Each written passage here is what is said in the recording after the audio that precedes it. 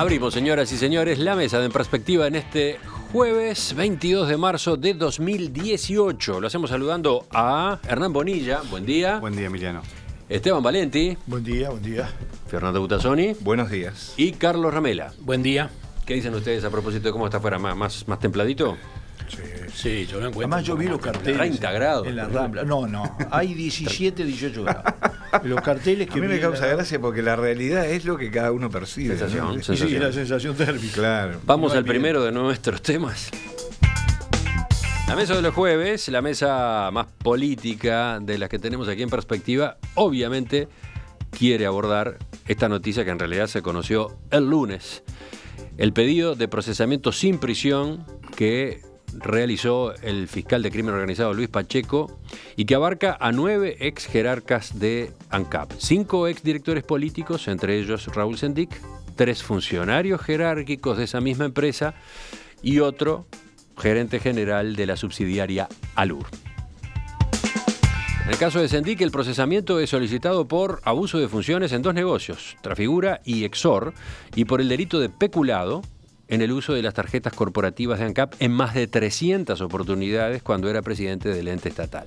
Para los demás, un ex representante colorado en ANCAP, Juan Amaro Cedrés, además de los oficialistas Germán Riet, José Colla, Juan Gómez, Juan Luis Romero, Eduardo Goldstein, Ricardo Lemes y Manuel González, el procesamiento es solicitado por abuso de funciones. Al ex gerente general de Alur se sumó además el delito de estafa a raíz de los negocios con la constructora Abengoa. Los escucho. ¿Qué repercusiones entienden vale la pena tener en cuenta hoy? Bueno, yo primero sobre este tema voy a decir que siento una profunda vergüenza y una bronca que pocas veces en mi vida he tenido. Y cuando la política no tiene que ver con los sentimientos humanos, pasa a ser una cosa deleznable. Y yo así la siento. Segundo, yo me voy a basar fundamentalmente en el documento de 38 páginas que emitió el fiscal, que tiene una particularidad, porque me enteré por la jueza en declaraciones a la prensa, la RIE, de que no es contestado lo que está establecido como descripción de los hechos por ninguno de los abogados de los imputados. ¿Está claro? Es decir, no es como en otros casos que lo que se discute es la sustancia. Acá lo que se va a discutir, lo que se discute es cómo es interpretado los hechos. Los hechos están absolutamente aceptados por los integrantes, por los inculpados. Y yo digo que ese documento es un relato de barbaridades de carácter político, de barbaridades de gestión, de horrores desde el punto de vista ético y moral, y de la inculpación penal que no me voy a prácticamente referir en esta oportunidad. Voy a seguir sobre ese tema porque me preocupa mucho, me preocupan las señales, pero en este caso me voy a referir brevemente, pero voy a referir a esos aspectos. Y a un tema que es clave, porque la otra aclaración del fiscal fue que ninguno de los imputados se enriqueció. Bueno, a mí eso lo voy a tomar, a pesar de mis grandes dudas, mire lo que digo, lo voy a tomar como oro colado, como una sentencia perfecta. Y voy a decir a continuación, lo que está probado y aceptado es que un grupo de empresas y de personas se enriqueció con la plata de los uruguayos, ganó una cantidad de plata absolutamente desmedida, sin control, y que el clima que se ve en la descripción que hace el fiscal sobre ANCAP durante esos años, es el peor clima que yo he visto en una empresa en el Uruguay desde que yo conozco la política y la gestión en este país. Que los mejores y más grandes amigos de los que creen que ANCAP debe desaparecer no son solo esos 9, hay unos cuantos que se quedaron afuera por el ANCA un piojo, y que yo creo que hay que seguir analizando, porque también eso importa. Pero desde el punto de vista político me da vergüenza porque yo participé e hice campaña para que una persona como Raúl Sendic fuera elegido vicepresidente de la República. Y eso me da vergüenza de mi conducta.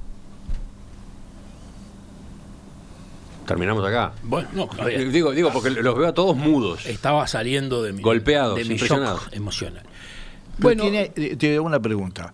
¿Te asombra que yo reaccione así? No, para nada. Para nada. Yo, lo primero que quiero decir es que también leí como Esteban el documento de pedido de procesamiento. Creo que hay una muy correcta y concreta descripción de hechos, hay buenos argumentos jurídicos, hay fundamentos y sobre todo hay algo que yo rescato siempre cuando actúa la justicia con las enormes limitaciones que tiene y los condicionamientos que tiene. Hay un principio que se respeta, que es que el fiscal, más allá del grito de la tribuna o más allá de impresiones que uno saca de la lectura de las cosas que pasaron, que son muy malas o muy feas, como decía Esteban, y que pueden tener otro tipo de repercusiones morales, éticas, políticas, institucionales, en lo que respecta a la tipificación de los delitos, el fiscal tiene que estar necesariamente a la prueba que surja del expediente y a la tipificación de los delitos que existen. Digo esto porque hay gente que considera que la resolución es floja, y el señor fiscal, lo dijo muy bien hace un rato acá en Perspectiva, no niega que pueda haber más cosas o que si se pudieran gestionar otras pruebas podrían surgir nuevos elementos, pero con lo que se pudo lograr en estos 2 años largos y con lo que está en el expediente, entiende que estos son hoy los procesamientos que se debían pedir. Es bueno señalar, porque él lo dice varias veces en su fallo, pero lo reiteró hoy, que esto tampoco cierra la puerta a que el fiscal pida en su momento, en la etapa de sumario, cuando van a declarar las personas y cuando se va a tramitar la prueba, pida ampliación, tanto de las figuras delictivas invocadas como de las personas eventualmente a procesar. Por eso yo creo que este es un buen paso, esta es una demostración de seriedad de la justicia, de seriedad del señor fiscal, ha actuado dentro de sus competencias y en forma adecuada. Que quedan algunas cosas que uno puede eventualmente discrepar, sí, siempre pueden quedar. Yo pongo sobre la mesa, por ejemplo, lo del avión de Alur. Para mí, en principio, esa situación de un avión volando en un vuelo que no tiene nada que ver con la gestión de Alur para hacerle un favor a un amigo argentino, el exministro Kitilov, podría entenderse que supone una arbitrariedad y por ende algún tipo de abuso, pero lo comete una empresa que en realidad es privada, porque Alur es privada y no público. Bueno, pero en el derecho, pero para la actividad privada también hay delitos, ¿no? Bueno, sí, pero no ya el abuso de funciones. No. Podría haber notificación, por eso me queda ese tema. Apropiación indebida, no sé. Podría haber algo, es una figura que uno se queda con la duda. Yo no soy experto en materia penal, pero uno dice, bueno, pero pará, se probó lo del avión, en fin, tal. En materia de publicidad lo mismo, hay ahí una sucesión de actividades de la lista 10 que también parece que deben tener a un único conductor, pero respeto enormemente la posición de un fiscal que dice, esto es lo que se pudo probar, esto donde hay prueba. Por ejemplo, el enriquecimiento patrimonial. Lo decíamos hace unas semanas, la justicia no es infalible y además tiene limitaciones. Es evidente que nadie va a tener la plata que se puede haber robado en una cuenta en un banco en Montevideo, ni va a poner de testaferro a su hijo. Hoy en el mundo existen, a pesar de que las cosas en materia de control de los fondos son mucho más exigentes, cantidad de formas de esconder plata todavía en algún país de otro lugar o incluso en Uruguay con alguna figura de testaferros más ingeniosos. Pero también es cierto lo que decía el fiscal, si él no tiene una denuncia concreta y un lugar diciendo, bueno, el señor tiene la plata en el Citibank de Ginebra, él no puede mandarle exhorto a todos los bancos del país, a todos los bancos del país.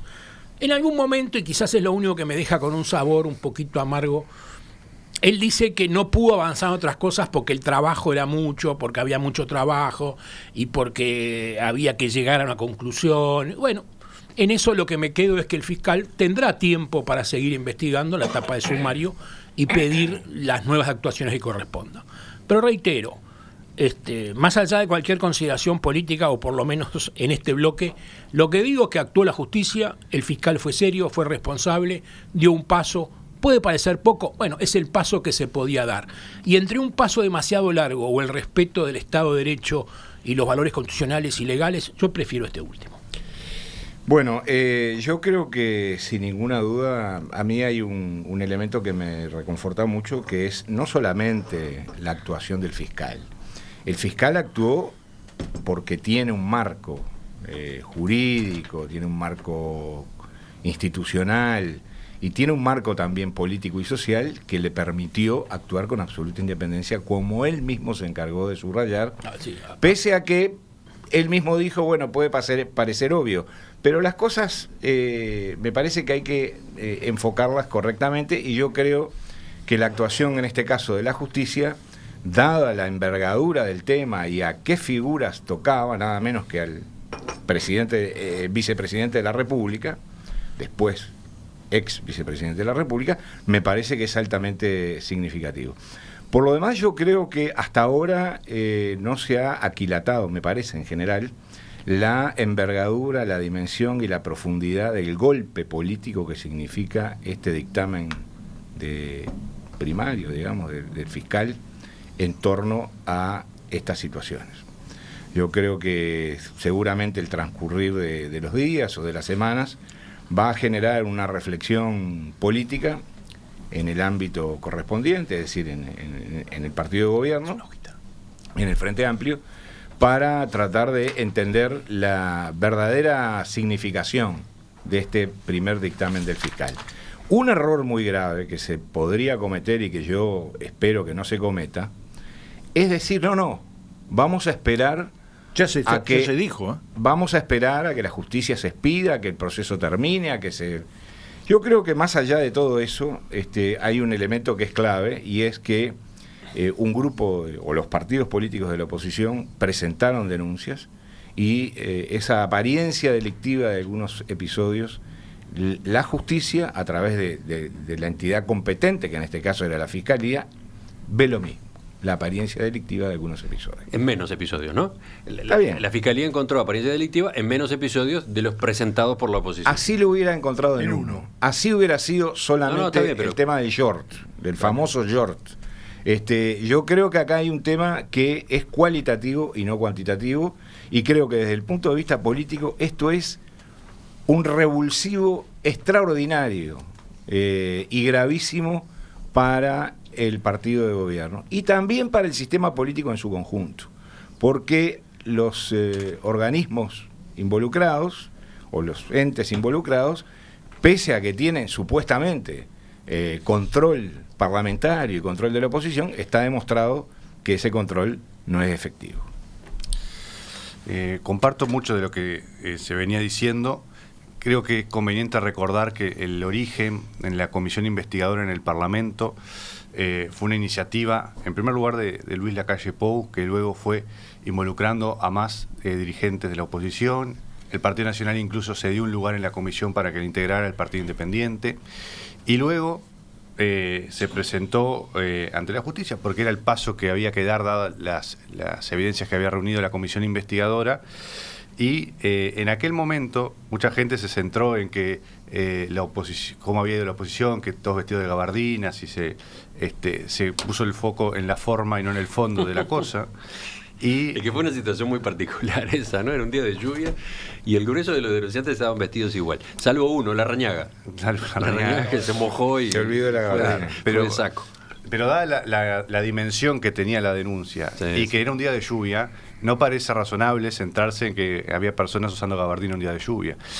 Ahora, esto, si bien es la posición del fiscal y el caso sigue, comprueba que las denuncias que había presentado la oposición tenían razón de ser. No era una movida política o politiquera, sino que realmente había evidencia, había sustancia para proceder de esta forma. Falta que el caso siga su curso, también, como decía Carlos, da la sensación de que el fiscal sigue investigando y hay temas que hasta ahora no llegó a tener toda la evidencia necesaria para presentarlo, pero que hay más cosas. Y todo el paquete que ya está sobre la mesa presenta un caso dantesco, como pocas veces se ha visto en la historia del país. Y tiene consecuencias políticas, las tiene que tener, porque yo me niego a creer que la sociedad uruguaya no reaccione de alguna manera ante este tipo de hechos, de la magnitud que tienen lo que se está procesando, lo que pasó en ANCAP y que involucra a Sendic como principal involucrado, pero también a otras personas. Y creo que comparto algo de lo que decía recién Fernando.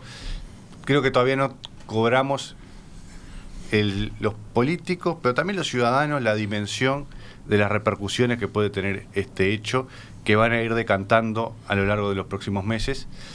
Más allá de alguna cosa que a mí también, yo no voy a hablar del fallo porque no tengo conocimientos para hablar, pero me parece que el tema de la prisión se termina escapando por un tecnicismo entre el Código Viejo y el Código Nuevo. Pero más allá de eso, la imagen de un vicepresidente de la República al de que se pide el procesamiento es muy fuerte para un país de las tradiciones del Uruguay. Yo voy a hablar solo de dos aspectos más. Uno, ¿quiénes se quedaron con mucha plata? Eso está probado. No hay ninguna discusión, está en la descripción, y con plata de los uruguayos se quedaron. Después, si no entra en uno de los artículos del Código Penal, eso es otra cosa. Se quedó con mucha plata, en primer lugar, una empresa con un pasado y un presente borrascoso como es Trafigura. Y cuando yo digo estas cosas, yo sé de lo que es capaz Trafigura. Y Trafigura sigue siendo el principal proveedor de crudo y de derivados del petróleo para ANCAP. Trafigura está demostrado y aceptado por todos de que en un negocio de 4.900 millones de dólares, lo voy a decir, el 10% del PBI del Uruguay en 2 años, más de lo que compra Uruguay para sí mismo, que fue posible solo porque intervino ANCAP, porque Petroecuador no lo podría haber hecho con un contrato directo con Trafigura porque está prohibido por su legislación, recuerdo la bronca que había. En ese negocio del cual ANCAP era fundamental, ANCAP recibió 5 millones y Trafigura dice que recibió 200 millones, sí, 40 veces más. Nosotros el 1 por 1000 y ellos el 4%. Nosotros le facilitamos ese negocio. No. Nosotros lo hicimos. No había absolutamente ninguna posibilidad de que el contrato espejo se firmara. Ese es uno de los casos. Y cuando se anunció esto, además, están las palabras del presidente de Ecuador de la época, hablando de el orgullo que significaba que 2 empresas del Estado encararan este tipo de actividades, ¿no? Iba a ser solo estatal. Por lo tanto, el atentado no es solamente moral. El atentado es contra las definiciones básicas del Frente Amplio, su visión del papel del Estado. Es decir, a ver, si un enemigo se hubiera infiltrado para golpear al Frente Amplio en el corazón, no lo hubiera hecho mejor. Y yo digo que la ciudadanía, espero, incluyendo la ciudadanía frente amplista, va a medir cuál va a ser nuestra reacción. Porque nosotros vamos a judicializar la política al nivel de decir que vamos a esperar qué decide el juez, qué decide la próxima instancia, cuando hay un documento aceptado por todos, incluido por los inculpados, que trae las barbaridades que trae ese documento. Cuando hay empresas que siguen operando y vendiendo y siendo los principales proveedores. ¿No le viene a nadie la sospecha de que, además de Petroecuador, haya habido otras irregularidades en negocios de 8 o 9 mil millones de dólares con Trafigura en los últimos 10, 12, 15 años? Porque eso es el periodo. Algunas de las gerencias que quedaron afuera, porque el problema también son las señales, y con esto termino. Si las señales que se le da a la sociedad, producto de las carencias legales, porque puede ser que el fiscal y los jueces estén atados de pies y manos, pero el sistema político no lo está. Son de que esto lo que merece es una reprimenda y un castigo político y nada más, un castigo moral y nada más, cuando si robás una gallina vas en cana, porque es así, entonces yo creo que la sociedad uruguaya se tiene que preguntar, ¿qué va a pasar para que esto no suceda? Con las tarjetas van a pensar todo, incluido hoy una lista de otros que han usado la tarjeta. Yo no me voy a escudar en una carrera de quién fue el más brutal en el uso de la tarjeta. Yo creo que comprar colchones con tarjeta lo van a pensar 2 veces. Pero el riesgo que corren por hacer que algunos se ganen miles de millones de dólares, o cientos de millones de dólares, o decenas de millones de dólares, es tan bajo que yo no estoy seguro que la legislación en el Uruguay sea lo suficientemente clara, precisa y tajante, porque, termino, para luchar contra la delincuencia, lo primero que hay que hacer es limpio arriba. Bueno, algunas Está precisiones. enojadísimo Esteban. El tono es tremendo. Pero Algunas- discúlpame, No, vos sabés si yo pero pienso... estamos todos fui a ver, choqueados. fui a ver una compañera que tiene una enfermedad muy compleja derivada de haber estado presa y haber sufrido todo lo que sufrió. La fui a ver, poco menos que fuimos a...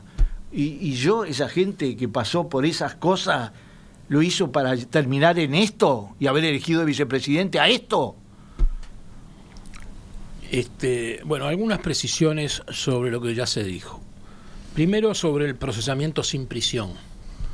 El viejo sistema procesal también admitía el procesamiento sin prisión o con prisión. Dependía de determinadas cosas. Quizás era más amplia la posibilidad de con prisión porque no había un juicio inmediato, pasaban muchísimos años, nunca se daba sentencia y todo el sistema estaba amoldado a esos vicios. Acordate de Zimmer, ¿eh? Sí. No, por eso podía ser con o sin. Sí, sí. Esteban está recordando el caso del ex intendente de Colonia, Walter Sí. Zimmer, que por el delito de abuso de funciones estuvo preso, procesado. O sea, podía ser preso. o no podía ser. Yo en este punto es donde tengo alguna duda con el argumento del fiscal. Pero digo duda porque no puedo dar sería un atrevido si diera una posición profesional firme porque no soy experto en la materia y seguramente el fiscal sabe mucho más que yo. Pero primero reitero, podía haber sido sin prisión simplemente alegando la vigencia del Código Viejo.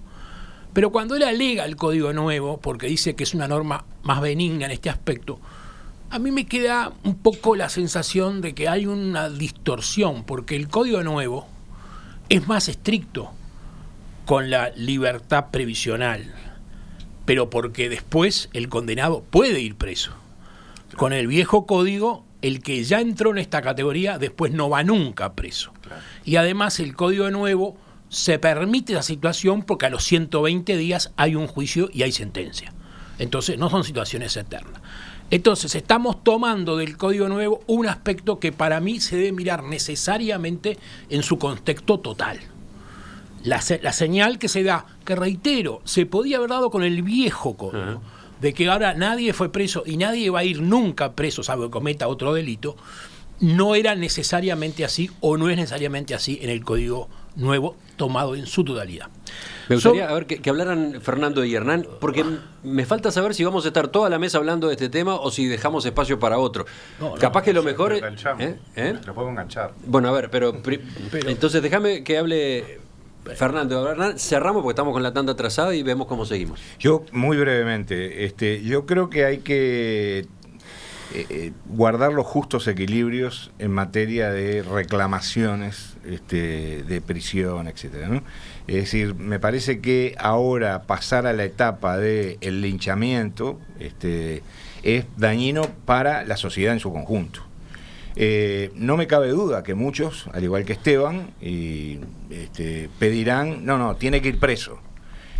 Sendik, por ejemplo, ¿no? Tiene que ir preso, tiene que estar preso. Yo no sé si tiene que ir preso, tiene que estar preso, ahí eso es un tema jurídico.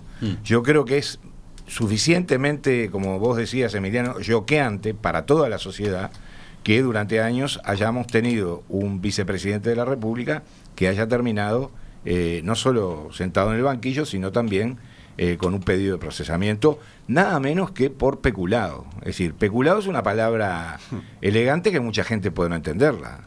Por meter la mano en la lata.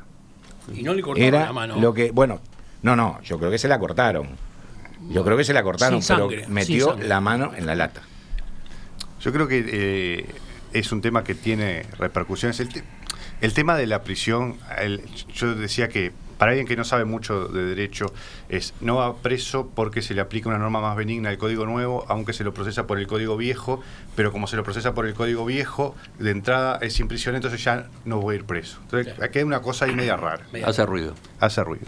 Más cuando lo que se ve es que una persona que roba 1 kilo de morrones, como pasó en estos días que se difundió la noticia, va preso, ¿no? Entonces, esas cosas... O algunas latas de sardina. Eso es lo que resulta un poco chocante para quienes no entendemos mucho del proceso, pero que queda medio raro. Ahora, yo creo que sí, el pedido de procesamiento ya justifica, primero, evaluar como necesarios los pasos que se fueron dando, los pasos políticos y luego los pasos jurídicos, y las repercusiones que va a tener el caso ahora. A mí me parece, por ejemplo, que sería oportuno que el Frente Amplio terminara de sancionar a Sendik. Nunca lo sancionó. Hubo un fallo del Tribunal de Conducta Política del Frente, lapidario con Sendik, y nunca los órganos políticos del Frente Amplio terminaron de sancionarlo. Hoy Sendik está tan limpio como cualquier otro Frente Amplista, y no es justo, me parece, con todos los demás Frente Amplistas que no están en esa situación que está Sendik. Hay que expulsarlo. Anoto lo que charlaba más temprano con el fiscal. Sendik había asegurado que cuando se presentara ante la justicia, ahí sí iba a llevar toda la información a propósito de los gastos que había hecho con las tarjetas y que estaban justificados. Siempre dijo, ¿no? Eso y nunca presentó nada. El fiscal dice, no, esa información nunca llegó.